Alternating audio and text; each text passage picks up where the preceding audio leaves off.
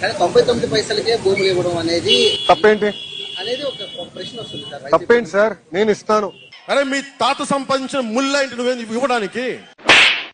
నేను 99 పైసల్లోనే గజానికి కాదు ఎకరంగా మొత్తం భూమి ఇస్తా. మీ తాత సంపాదించిన ముళ్ళ ఇది.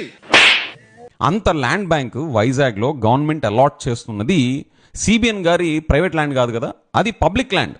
సో అలాంటి పబ్లిక్ ల్యాండ్ ని, పబ్లిక్ అసెట్ ని ఒక ప్రైవేట్ కంపెనీకి మీరు అలొకేట్ చేస్తున్నప్పుడు మీరు పబ్లిక్ కి సఫిషియెంట్ ఎక్స్ప్లెనేషన్ ఇస్తున్నారా? తప్పేంటి సార్? నేను ఇస్తాను.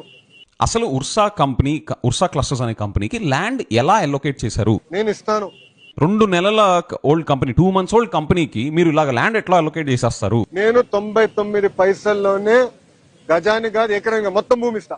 మీ తాత సంపాదించిన ముళ్ళ ఇది. రూపాయికి ఇడ్లీ వస్తుందో లేదో నాకు తెలియదు, కానీ రూపాయికి చంద్రబాబు నాయుడు గారి హయాంలో తన బినామీలకు మాత్రం 3,000 కోట్ల రూపాయల భూములు మాత్రం ఇస్తారు.